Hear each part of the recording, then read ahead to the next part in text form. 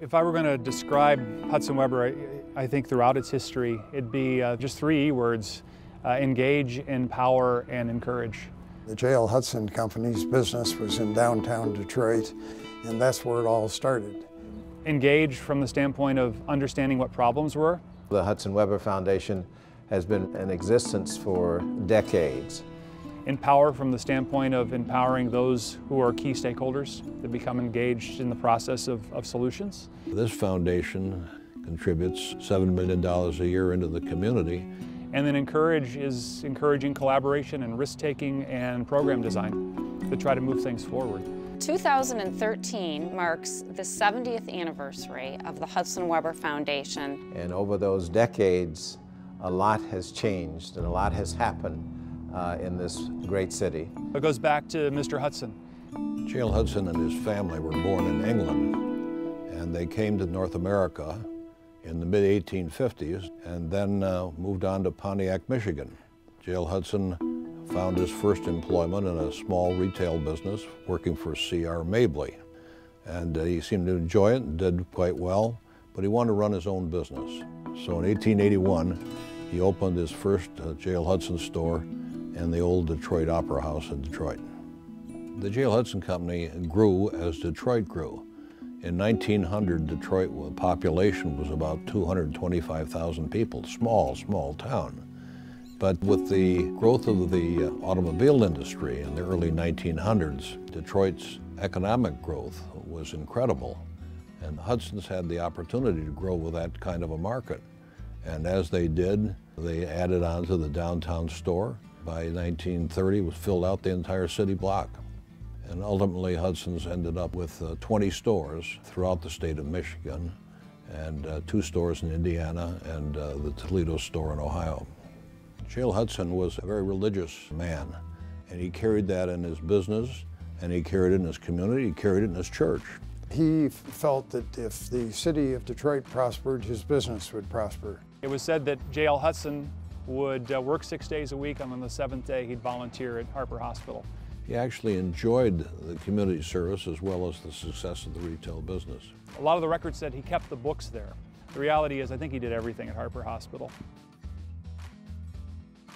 J.L. Hudson was the leader of the family even as a young man. He left with his father and a few brothers and opened a Hudson store in Ionia.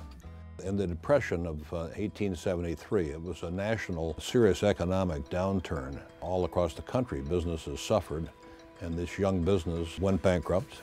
They settled for the creditors only 60 cents on the dollar. It bothered him for a long period of his life. When he got back into business in Detroit, he had kept a record of every one of the creditors, and he paid them off with compound interest, which was a novel thing in those days. That was all part of J.L. Hudson's life. It was his character. J.L. Hudson had 3 brothers and 3 sisters. He maintained a very close relationship with the family throughout his life. One of his sisters married a Webber. His oldest next-generation family was Richard Webber. Richard Webber is a very young man in his teens, came to Detroit, lived with Mr. Hudson. It was almost a father-son relationship. When Mr. Hudson died in 1912, Richard Webber inherited 51% of the J.L. Hudson Company, but also a lot of the responsibility in the community. Richard Webber was a man of vision, just like his uncle was. The dream came forward to create a foundation, which later became today's Hudson-Webber Foundation. There were 3 foundations created. Richard and his wife Eloise created the Eloise and Richard Webber Foundation. In 1943, the Hudson-Webber Foundation was created. And that foundation was funded by the J.L. Hudson Company and by Richard Webber and his brothers Joseph and Oscar. In 1960, a 3rd foundation was created, and that was called the Richard H. and Eloise Jenks Webber Charitable Fund. The trustees of the 3 different foundations decided that it would be much more efficient and effective if they could be operated as one foundation rather than 3 separate foundations. And the Eloise and Richard Webber Foundation and the Webber Charitable Fund were merged into the Hudson-Webber Foundation. Richard Webber carried on the same level of community activity, as did every other member of the Hudson family. Oscar Webber was one of the leaders that helped establish the Blue Cross Blue Shield in the 1930s. The United Way was participated in by Webbers.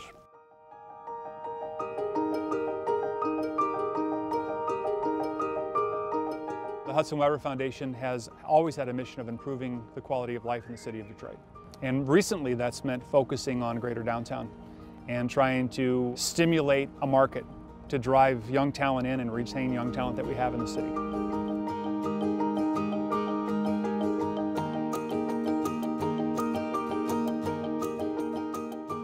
When I first got involved with the Hudson-Webber Foundation, it was because they had started the organization that brought me here.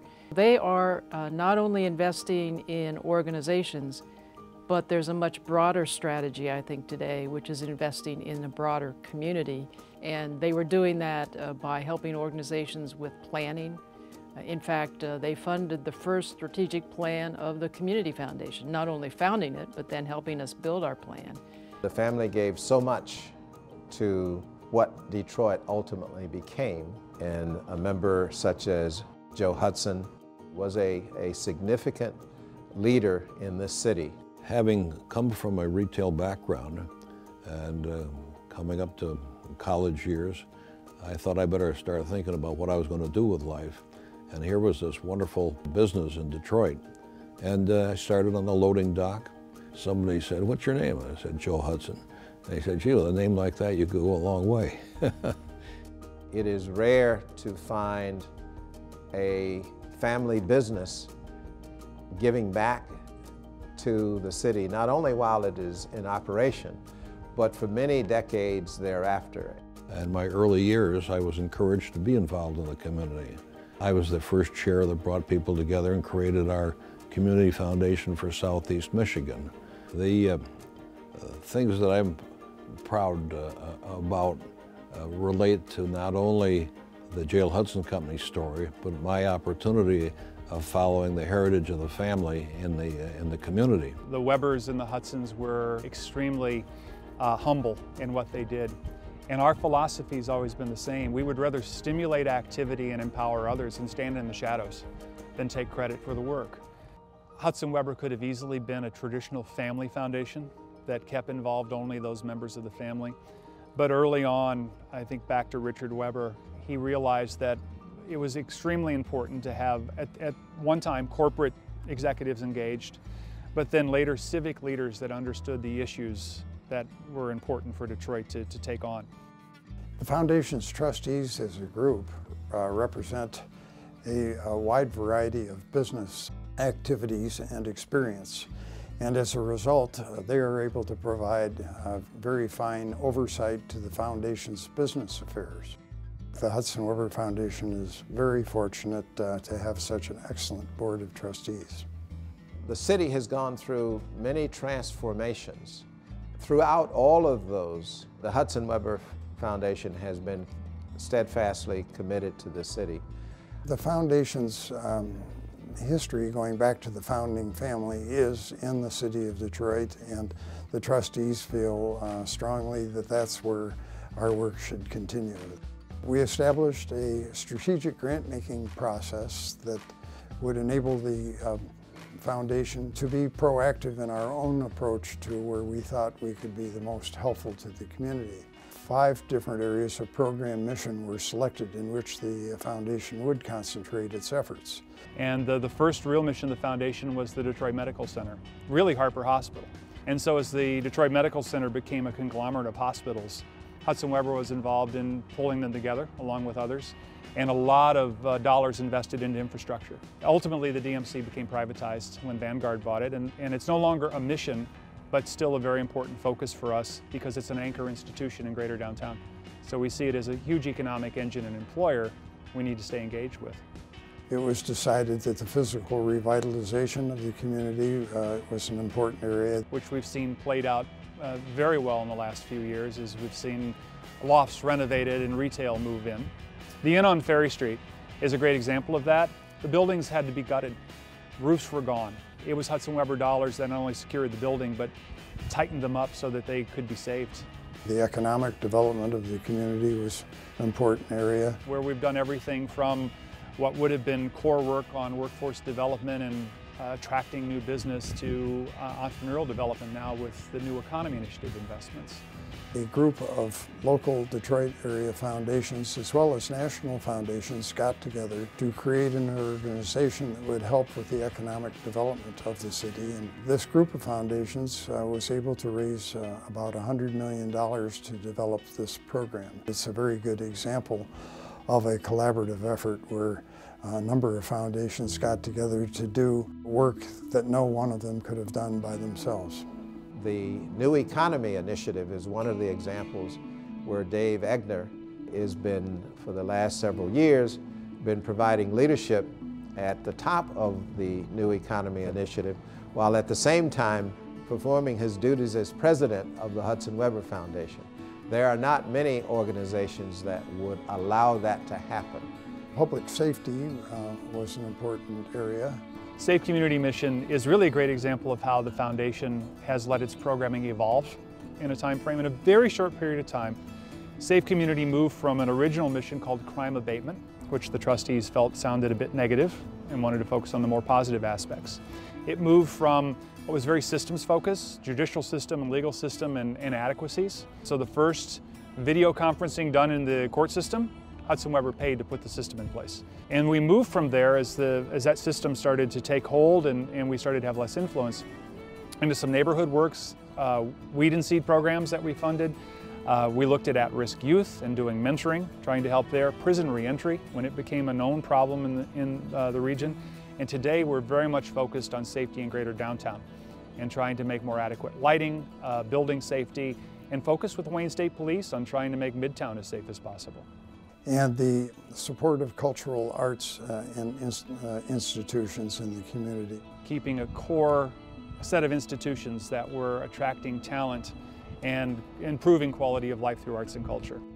I think the DIA is sort of a symbol of Detroit's strengths, the cultural leadership in this community, which is so important to the vitality and the depth of feeling of life. The foundation's programs typically evolve because we see a gap in the market. So as a composite of all the foundation's work in its mission areas and their evolution came 1515, the notion of 15,000 under 35 college educated in greater downtown by 2015. The reason we focused on that is there is a leakage of talent that's happening in Detroit that is unparalleled in the U.S. So 1515 was conceived to galvanize all of the players that had a vested interest in this work of young talent. 15 by 15 is less about obtaining a number and more about how organizations can work together toward a common goal. Out of the 1515 work has grown these collaborative pieces of work. So all three of the Midtown anchors and now the downtown employers run a program called Live Midtown and Live Downtown, which gives incentives for their employees to move into the city. And so far we've seen about 250 take advantage of that, and that's resulted in almost 600 new residents in Midtown and downtown Detroit. Along the way with 1515, we also rediscovered another Hudson-Webber principle that's been around since the beginning. None of this will work if you don't have a strong intermediary or a set of key stakeholders that have the capacity to do the work. So we've seen the Downtown Detroit Partnership and Midtown Detroit Inc. and Detroit Economic Growth Corporation and Invest Detroit step into these very important leadership roles of carrying forward these new programs. And we've invested in their core, much like we've invested in the core of the Detroit Institute of Arts and the Detroit Symphony Orchestra. And we've also noted that as we've seen the market start to take hold in greater downtown, that the neighborhoods are starting to benefit. So it's not about focusing for the standpoint of focus. It's about subsidizing this, what has been failing market, until the market holds, and then making sure that we're including an outreach into the neighborhoods that matter most. At $170 million, we're a pretty small foundation. We're moving $7 to $8 million a year. We have to take our shots strategically and make sure that there's in leverage with what can be built around it. It is, I think, a very powerful role that the Hudson-Webber Foundation has played in the revitalization of the city and will continue to play. To me, philanthropy is at its best when you have a personal engagement with it. And Hudson-Webber has done that. Over the years, the Hudson-Webber Foundation has provided over $160 million in grants. The foundation is committed to carrying on the legacy of its founders to improve the vitality and quality of life in the community. We look forward to contributing to the momentum of growth, innovation, and prosperity in Detroit.